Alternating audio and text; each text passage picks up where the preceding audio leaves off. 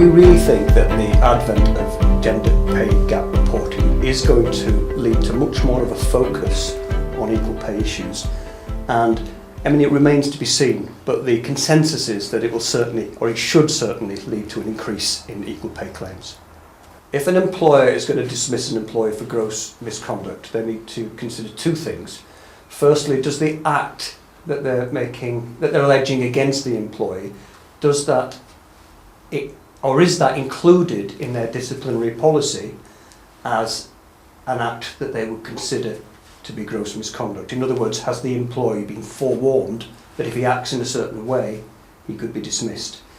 If it's not contained in their disciplinary policy, then they have to be comfortable that it's sufficiently serious still to warrant summary dismissal. How can an employer avoid being held vicariously liable for an action of its employee?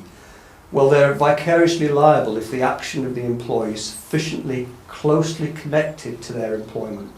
So unfortunately, vicarious liability is one of those no-fault principles in common law. It's very difficult for an employer to avoid liability. They either are or they're not. The question for the courts is the conduct sufficiently connected to the employment or not?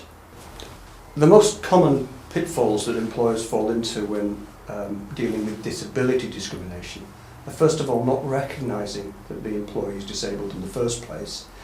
The information that they have that suggests that an employee is ill should lead them to ask the question, are they also disabled?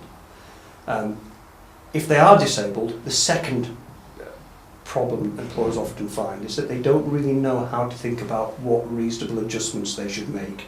There's an obligation on them to make reasonable adjustments where they're dealing with a disabled employee, but very often they struggle with what a reasonable adjustment may be.